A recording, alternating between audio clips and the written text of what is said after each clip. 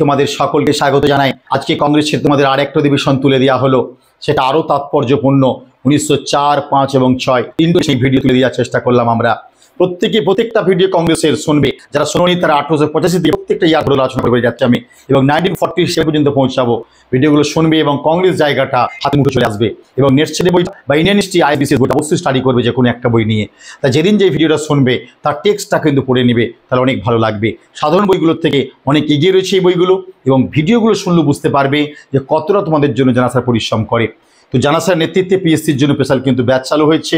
আমরা আজই আসুন, নতুনভাবে ইতিহাসকে শিখে নিন, জানার চেষ্টা করুন, এবং লিঙ্কগুলো গল্পগুলোকে আউটস্ট্যান্ডিংভাবে ধরে নেওয়ার চেষ্টা করুন, তাহলে কিন্তু আপনারই বেনিফিট হবে। তো কংগ্রেসের অধিবেশন আজকে আমরা শুরু করব 1904 এবং 5 এবং 6। যে অধিবেশনে কিন্তু বড় বড় পদক্ষেপ নেওয়া হবে দেখতে পাবো আমরা।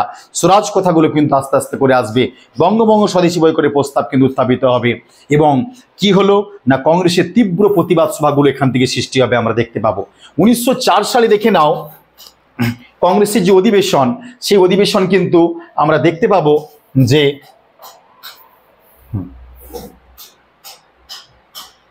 স্যার হেনরি কটন সভাপতি হবেন অধিবেশনে।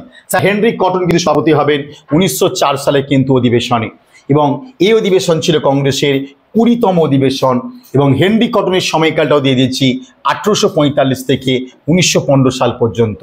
এবং আইসিএস অফিসার রূপে হেনরি কটন কিন্তু যোগ দিয়েছিল কংগ্রেসের প্রেসিডেন্ট রূপে। এবং এই অধিবেশন কোথায় বসেছিল না বোম্বাই শহরে কিন্তু বসেছিল এই অধিবেশন। কেন্দ্রীয় স্তরে পলিটেকনিক ইনস্টিটিউট, পলিটেকনিক কলেজ প্রতিষ্ঠার জন্য একটা বিশাল বড় প্রস্তাব তোলা হয় 1904 বোম্বাই অধিবেশনে, এবং প্রত্যেকটা প্রভিন্স প্রদেশগুলিতে একটি করে কারিগরি বিদ্যালয় স্থাপন করা হোক এবং মহাবিদ্যালয় গড়ে তোলার প্রস্তাব দেয়। এই প্রশ্নগুলো প্রত্যেকটা পরীক্ষায় দিচ্ছে কংগ্রেসের কোন অধিবেশনে কারিগরি বিদ্যালয় প্রতিষ্ঠার শপথ নেওয়া হয়েছিল, কংগ্রেসের কোন অধিবেশনে প্রদেশগুলিতে কারিগরি বিদ্যালয় গড়ে তোলার শপথ নেওয়া হয়। উত্তর কিন্তু 4 বোম্বাই নিয়ে নেব। কেন্দ্রীয় স্তরে পলিটেকনিক ইনস্টিটিউট প্রতিষ্ঠার জন্য কোথায় শপথ নেওয়া হয়, বোম্বাই, এবং প্রদেশগুলিতে মহাবিদ্যালয় প্রতিষ্ঠার শপথ নেওয়া হয় কোন অধিবেশনে, 1904 বোম্বাই অধিবেশনে। সভাপতি আইসিএস হেনরি কটন সাহেব ছিলেন, মনে রাখবে। এবং আইসিএস পাস করার পরে হেনরি কটন প্রথম যোগ দিয়েছিল মেদিনীপুরের চাকরি। আমাদের যে মেদিনীপুরের সন্তান তোমাদের জানা স্যার, যে পশ্চিম মেদিনীপুরের সদরে কিন্তু যোগ দিয়েছিল হেনরি কটন। পরবর্তীকালে বাংলাদেশের চুয়াডাঙ্গাতে কিন্তু চলে গিয়েছিলেন কে, হেনরি কটন।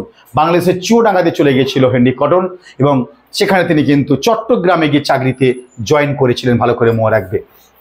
কার্জনের বঙ্গভঙ্গের বিরোধিতা করেছিলেন। তিনি কিন্তু একজন বিদেশি ইংরেজ, তবু কটন সাহেব কিন্তু কার্জনের মতকে মেনে নিতে পারেনি, বিরোধিতা করেছিল। তাই কোন বিদেশি কার্জনের বঙ্গভঙ্গকে বিরোধিতা করেছিল? অবশ্যই প্রেসিডেন্ট হেনরি কটন সাহেব। এবং কার্জন কর্তৃক তিব্বত দখলের যে নীতি, তার বিরোধিতা করা হয়েছিল এই অধিবেশনে। তাই কাদরোজ আমরা জানি ইয়ং হ্যাজব্যান্ডকে পাঠিয়ে কি করেছিল, তিব্বত অভিযান করেছিল। সেই ইয়ং হ্যাজব্যান্ডকে পাঠিয়ে তিব্বত দখলের যে চেষ্টা, তারও বিরোধিতা করে কংগ্রেস। এবং বলেছি তৃতীয়টা বলে এসেছি, তিনি হলেন চতুর্থ নন ইন্ডিয়ান প্রেসিডেন্ট। তিনি বলতে কে না হেনরি কটন, চতুর্থ নন ইন্ডিয়ান। এই অধিবেশনে 1904 রিসেপশন কমিটির প্রেসিডেন্ট, অভ্যর্থনা সভাপতি হয়েছিলেন স্যার ফিরোজ শাহ মেহতা। খুব ইম্পর্টেন্ট, স্যার ফিরোজ শাহ মেহতা হয়েছিলেন অভ্যর্থনা কমিটির সভাপতি। পরীক্ষা দিতেই পারে কংগ্রেসের কোন অধিবেশনে ফিরোজ শাহ মেহতা অভ্যর্থনা কমিটির সভাপতি হয়েছিল 1904। এবং সাধারণ সম্পাদক হয়েছিলেন যুগ্মভাবে দুজন, একজন গোপালকৃষ্ণ গোখলে আর একজন আমাদের অ্যালান অক্টেভিয়ান হিউম এবং দীনেশ চিওয়াচা। তো এখানে 3 জন করে নেবে, ভালো করে মনে রাখবে। তাহলে 1904 অধিবেশনে সাধারণ সম্পাদক হয়েছিল 3 জন। আরেকবার বলবো, 1904 সাধারণ সম্পাদক হয়েছিল 2 জন, আছে এটা 3 জন করবে। সেই 3 জনের নাম পরিষ্কার বলে দিলাম, Allan Octavian Hume, Gopalkrishna Gokhale এবং দীনেশ চিওয়াচা। তা সাধারণ সম্পাদক 1904 3 জন হন, দীনেশ চিওয়াচা, অ্যালান অক্টেভিয়ান হিউম এবং গোপালকৃষ্ণ গোখলে। ফিরোজ শাহ মেহতা হয়েছিল এই অধিবেশনে অভ্যর্থনা কমিটির সভাপতি। এই অধিবেশনে টোটাল মেম্বার যোগ দিয়েছিল কত, 1010 জন, ভালো করে মনে রাখবে, উপস্থিত হয়েছিল। এই অধিবেশনে লর্ড কার্জনের যে তিব্বত অভিযান, তার তো বিরোধিতা করা হয়েছিল, এবং এর জন্য যে ব্যয়, রাজস্ব আমাদের দেউলিয়া হয়ে যাচ্ছে, অনেক খরচ হয়ে যাচ্ছে, এরও কিন্তু প্রতিবাদ জানায় কিন্তু কংগ্রেস। কোন প্রতিবাদ? তিব্বত অভিযানের প্রতিবাদ। আর কি প্রতিবাদ? আফগানিস্তানের যে নীতি নিয়েছে, পারস্যের যে অগ্রসর নীতি নিয়েছে, ফরওয়ার্ড পলিসি নিয়েছে, তারও কিন্তু অর্থাৎ বিদেশে বিভিন্ন নীতিগুলোর মধ্য দিয়ে ভারতকে যে জড়িয়ে ফেলার চেষ্টা করা হচ্ছে, তার প্রতিবাদ করে কংগ্রেস এই অধিবেশনে। এবং লর্ড কিচেনারের যে আর্মি ছিল, যে রিঅর্গানাইজেশন স্কিম আনা হয়েছিল, সেখানে $10 মিলিয়ন অতিরিক্ত ব্যয়, সামরিক ব্যয় বৃদ্ধি করা হয়েছিল, প্রতিবাদ জানিয়েছিল লর্ড কিচেনার। এই সময় আর্মি রিঅর্গানাইজেশন স্কিম জেনেছিল, তার জন্য $10 মিলিয়ন সামরিক ব্যয় বৃদ্ধি করা হয়েছিল তার প্রতিবাদ করেছিল কিন্তু কংগ্রেস, এবং প্রতিবাদ শুধু জানিয়ে ক্ষান্ত হয়নি, এই সময় রিজলে প্রস্তাব তথা বঙ্গভঙ্গ প্রস্তাবের বিরুদ্ধে প্রতিবাদ জানিয়েছিল। তাহলে 1903 সালের ডিসেম্বর মাসে যে রিজলে প্রস্তাব পাশ হয়েছিল সেই রিজলে প্রস্তাবের তীব্র প্রতিবাদ করে 1904 কংগ্রেসের অধিবেশনে, ভালো করে মনে রাখবে। নেক্সট সেশন হচ্ছে 1905, এটাও ডিসেম্বরে বসেছিল, এটিও কিন্তু 21তম অধিবেশন ছিল। 27 থেকে 30 ডিসেম্বর অধিবেশন চলেছিল। সভাপতি কে হয়েছিল? গোপাল কৃষ্ণ গোখলে, ভালো করে মনে রাখবে। 1905-এ 27 থেকে 30 ডিসেম্বর এটি 21তম অধিবেশন ছিল। সভাপতি হলেন কিন্তু গোপাল কৃষ্ণ গোখলে, যার জীবনীকার ছিল বি.আর. নন্দ, ভালো করে দেখে নাও। এই গোখলে সভাপতি হচ্ছে 1905-এ, মনে রাখবে, যার জীবনীকার, গোখলের জীবনীকার বি.আর. নন্দ। এবং এই 1905-এর অধিবেশনে বেনারস শিল্প আলোচনা চক্র অনুষ্ঠিত হয়েছিল। তার ভিত্তিতে কিন্তু আমরা দেখব যাদবপুর ইঞ্জিনিয়ারিং কলেজ গড়ে উঠবে। যদিও 1906 সালে গড়ে উঠে যায় বিটিআই বা বেঙ্গল টেকনিক্যাল ইনস্টিটিউট, যে 1906-এর আইন বা বিলের ভিত্তিতে 1907-এ এস্টাবলিশ হল আনুষ্ঠানিকভাবে যাদবপুর ইঞ্জিনিয়ারিং কলেজ। 1906-এ কিন্তু বিটিআইয়ের মধ্য দিয়ে যাদবপুর ইঞ্জিনিয়ারিং কলেজ প্রতিষ্ঠার শপথ নিয়ে ফেলা হয়েছিল, বেঙ্গল টেকনিক্যাল ইনস্টিটিউট। যাক, তাহলে একটা শিল্প বেনারসে আলোচনা চক্র অনুষ্ঠিত হয়, যার ভিত্তিতে দেখলাম আমরা ইঞ্জিনিয়ারিং কলেজ পাচ্ছি বাংলার বুকে। এবং বঙ্গভঙ্গ রদ করার জন্য গোখলের নেতৃত্বে একটি প্রতিনিধি দল ইংল্যান্ডে গিয়েছিল। তাহলে এই বঙ্গভঙ্গ 1905 যেটা হতে চলেছে, 1905-এর 19শে জুলাই যেটা প্রস্তাব গৃহীত হয় এবং 16 অক্টোবর বঙ্গভঙ্গ হয়, এটা ঠিক পদক্ষেপ নয়। এই জন্য ইংল্যান্ডে পাঠানো হলো একটা কংগ্রেসের প্রতিনিধি দল, যেখানে সভাপতিত্ব করবেন গোপাল কৃষ্ণ গোখলে, ঠিক করা হয়। ভারত সচিব ছিলেন মরলে, গোখলেকে জানিয়ে দেন যে বঙ্গভঙ্গ রদ করা হবে না। শুধু কার্জন নয়, ভারত সচিব মরলেও জানিয়ে দিয়েছিল গোখলেকে বঙ্গভঙ্গ কোনো মতে রদ বা বন্ধ করা যাবে না। এই অধিবেশনে রাজপদ রায় সরকারের বিরুদ্ধে একদম তীব্র প্রতিবাদ শুরু করেছিল। তাই কি বললাম, নিয়মসম্মতভাবে প্রতিরোধ গড়ে তোলা হবে ব্রিটিশ সরকারের বিরুদ্ধে। এই অধিবেশনে রাজপদ রায় আমাদের প্রতিবাদ সভা তৈরি করলো। এবং এই অধিবেশন 1905-এর অধিবেশনে সভাপতি হলেন, অভ্যর্থনা কমিটির সভাপতি হলেন মুন্সি মাধবলাল। অভ্যর্থনা কমিটির প্রেসিডেন্ট হয়েছিল 1905 সালে অধিবেশনে কে? মুন্সি মাধবলাল, ভালো করে মনে রাখবে। তাহলে 1905 সালে অধিবেশন বসলো বেনারসে, যে বেনারস অধিবেশনে দেখব শিল্প আলোচনা চক্র হবে এবং যাদবপুর বিশ্ববিদ্যালয় গড়ে উঠবে। এবং এই 1905-এর বেনারস অধিবেশনে সভাপতি গোপাল কৃষ্ণ গোখলে, অভ্যর্থনা কমিটির সভাপতি হচ্ছেন মুন্সি মাধবলাল, এবং সাধারণ সম্পাদক এই অধিবেশনে 3 জন হয়েছিলেন। সেই 3 জনের নাম সুন্দর করে কিন্তু বলবো। আগের অধিবেশনে 3 জন, এখানেও কিন্তু 3 জন হয়েছিল, মার্ক করে দিয়েছি 3 জন, দেখে নাও। Allan Octavian Hume, Gopal Krishna Gokhale এবং Dinesh Edulji Wacha. Dinesh Edulji Wacha, Allan Octavian Hume এবং গোখলে, এরা কিন্তু সাধারণ সম্পাদক পদটা ভোগ করেছিল। 756 জন প্রতিনিধি এই অধিবেশনে যোগ দিয়েছিল। 756 1905-এর বেনারস অধিবেশনে। এই অধিবেশনে বর্ণ বা ধর্মের ভেদাভেদ বন্ধ করতে হবে জানানো হয়। বর্ণ ধর্মের ভেদাভেদ ভুলে গিয়ে ভারতের সম্প্রদায়ের সমস্ত অংশগুলি যে কোনো অন্যায়ের প্রতিরোধের প্রস্তাবে একত্রিত হওয়ার জন্য আমন্ত্রণ করা হয়েছিল এবং সাধারণ কমিটি গঠন করা হয়।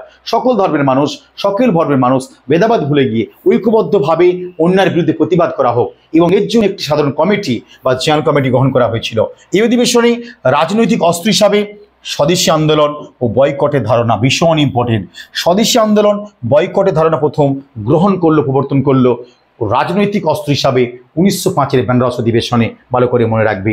এই অধিবেশনে কি হলো, জাতীয়তাবাদী কংগ্রেস যারা নেতা ছিল তারা প্রিন্স অফ ওয়েলসকে স্বাগত জানানোর রেজলিউশনের বিরোধিতা করেছিল। না, এই রেজলিউশন আমরা মানব না, প্রিন্স অফ ওয়েলসের পদক্ষেপ আমরা মানতে পারছি না। কারণ মরলে সাহেব যেহেতু বঙ্গভঙ্গ রদ করবে না ঠিক করে নিয়েছে, কার জন্য ঠিক করেছে, বঙ্গভঙ্গ হয়েই ছাড়লো, তাই প্রিন্স ওয়েলস স্বাগত জানানোর প্রস্তাব আমরা মানছি না। ব্রিটিশ পণ্য বয়কটের প্রশ্ন উত্থাপিত হয়েছিল যে ব্রিটিশ পণ্য আমরা গ্রহণ করব না, সব বয়কট করব আমরা। তীব্রভাবে 5-এ কিন্তু কংগ্রেস গ্রহণ করলো এবং এই প্রস্তাবগুলিকে বাস্তবায়নের জন্য 15 সদস্যের একটি স্থায়ী কমিটি গঠন করা হয়েছিল। এবং 1905 সালে ভারত ইতিহাসে একটি অভূতপূর্ব জনপ্রিয় বিক্ষোভ ও কার্যকলাপের বছর বলা হয়। জনপ্রিয় বিক্ষোভ ও কার্যকলাপের বছর, কারণ এখানে কিন্তু ব্রিটিশ পণ্য বয়কট ডাক দেওয়া হবে। সুরেন্দ্রনাথ বন্দ্যোপাধ্যায় ল্যাঙ্কাশায়ারে যে পণ্যগুলো ভারতবর্ষে আসে তার বিরোধিতা করতে নেমেছিল।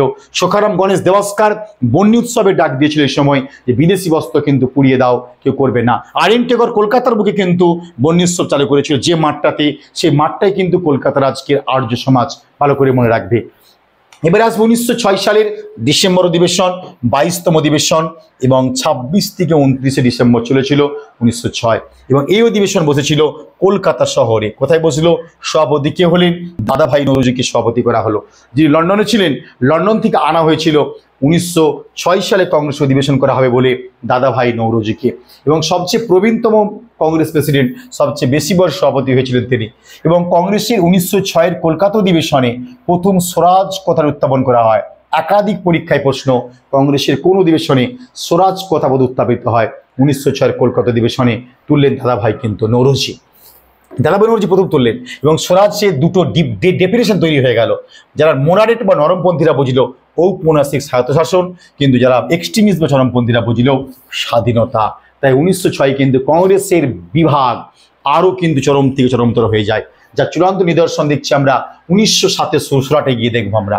এবং বলা বাহুল্য, স্বরাজ কথাটি কংগ্রেসের কোন অধিবেশনে তোলা হয়? তা 1906 কলকাতাতে প্রথম তুলছে দাদাভাই নওরোজি। স্বরাজ কথাটি প্রথম কে ব্যবহার করেন? তখন উত্তর হবে সখারাম গণেশ দেওয়াস্কার। যে সখারাম গণেশ দেওয়াস্কার হচ্ছে বাল গঙ্গাধর তিলকের জীবনীকার। সখারাম গণেশ দেওয়াস্কার 1902 সালে অনুশীলন সমিতি প্রতিষ্ঠা হলে সেখানে অবৈতনিক শিক্ষক রূপে যোগ দিয়েছিল সখারাম গণেশ দেওয়াস্কার নামক এই মারাঠি সন্তানটি। তিনি শিবাজী চরিত গ্রন্থে প্রথম স্বরাজ কথাটি ব্যবহার করলো। আর কংগ্রেসে প্রথম তুলছে দাদাভাই নওরোজি 1906। যা নওরোজি বলেছিল, সাহিত্য শাসনই হলো ভারতের দারিদ্র্য ও দুর্বলতা থেকে মুক্তির একমাত্র উপায়। দাদাভাই নওরোজি এই অধিবেশনে বলেছিল, সাহিত্য শাসনই হলো ভারতের দারিদ্র্য ও দুর্বলতা থেকে মুক্তির একমাত্র উপায়। এই অধিবেশনে 1906 সালের কলকাতা অধিবেশনের সভাপতি হলেন রাসবিহারী ঘোষ। বিশাল বড় ভূমিকা কিন্তু নিয়েছিলেন, মনে রাখবে এটা। অভ্যর্থনা কমিটির সভাপতি কে হলেন? রাসবিহারী ঘোষ। তাহলে সভাপতি কে হচ্ছে? দাদাভাই নওরোজি। অভ্যর্থনা কমিটির প্রেসিডেন্ট কে হচ্ছে? রাসবিহারী ঘোষ, কলকাতার কালীঘাটের সন্তান, যার নামে কিন্তু কলকাতা রাসবিহারী মোড়, ভালো করে মনে রাখবে, কালীঘাটের সন্তান। সাধারণ সম্পাদক হয়েছিলেন 3 জন, পরিষ্কার বলে দিচ্ছি, Aaron Octavian Hume, Gopalkrishna Gokhale এবং দীনেশ এডুলচিও। আচ্ছা, 1906 অধিবেশনে 3 জন সাধারণ সম্পাদক হলো, যুগ্ম হবে 3 জন, Allan Octavian Hume, Gopalkrishna Gokhale এবং দীনেশ এডুলচিও। আচ্ছা, এই অধিবেশনে 1663 জন মেম্বার যোগ দিয়েছিল, 1663, ভালো করে মনে রাখবে। এবং এই বছর ভারতীয় সংগ্রামের একটি যুগান্তকারী বছর বলে চিহ্নিত হয়েছিল। কারণ কি? এই অধিবেশনে লিবারাল ও জাতীয়তাবাদী উপাদানগুলির মধ্যে একটি বিভক্ত ছাপ স্পষ্টভাবে দেখা দিয়েছিল, ভালো করে মনে রাখবে। সবচেয়ে আকর্ষণীয় হচ্ছে 1906 অধিবেশনে 20,000 লোক থাকতে পারবেন এমন একটা বিশাল প্যাভিলিয়ান তৈরি করা হয়েছিল। কংগ্রেসের কোন অধিবেশনে বিশাল বড় একটা প্যাভিলিয়ান, একটা হলঘর তৈরি করা হয়, 20,000 লোক থাকতে পারবে। এবং 1600 জনেরও বেশি প্রতিনিধি এই অধিবেশনে যোগ দিয়েছিল। মোট সংখ্যাটা 1663, রেলে দিয়েছে কিন্তু 1600 জনের বেশি উত্তর নিয়েছে, তাই দুটো দিয়ে রাখলাম। মোট মেম্বার 1663, অনেক পরীক্ষায় পাচ্ছে 1600 জনের বেশি উপস্থিত ছিল। এই অধিবেশনে প্রার্থনা এবং বন্দে মাতরম গানের মধ্য দিয়ে অধিবেশন শুরু করা হয়েছিল। 1906 পাঠক সঙ্গীত হিসাবে বন্দে মাতরম গান গেয়ে অধিবেশন কিন্তু শুরু হয়েছিল বা স্টার্ট হয়েছিল। এই অধিবেশনে যে রেজলিউশনগুলি পাস করা হয়েছিল সেগুলি: 1 নম্বর, বঙ্গভঙ্গ তার দাবি জোরালো করা হয় 1906 অধিবেশনে। বাংলায় বয়কট আন্দোলনের ধারা চালু রাখা হয় বলে ঘোষণা করা হয়। স্বদেশী আন্দোলনকে সমর্থন করা হবে বলে জোরালো প্রস্তাব দেওয়া হয়। সরকারি শিক্ষানীতির বিরুদ্ধে প্রতিবাদ করা হয় এবং 1904 ইউনিভার্সিটি অ্যাক্টে তুলোধনা করা হয়েছিল 6 অধিবেশনে। জনগণকে জাতীয় শিক্ষা গ্রহণ করতে বলা হয়েছিল এবং স্বসরকারের দাবি উত্থাপিত হয়েছিল 1906 কংগ্রেসের কলকাতা অধিবেশনে। তো কেমন লাগলো অবশ্যই জানাবে। সোর্স হিসাবে আপনারা কিন্তু এই বইগুলো অবশ্যই স্টাডি করবেন। যারা ইউরোপ পার্ট খুঁজছেন পিএসসি এসএসসির জন্য, অবশ্যই বইটা স্টাডি করুন, ভীষণভাবে কিন্তু হেল্প পাবেন। যা কুল সার্ভিস আকর বইটা অবশ্যই কিনে ফেলুন এসএসসির জন্য, পিএসসির জন্য।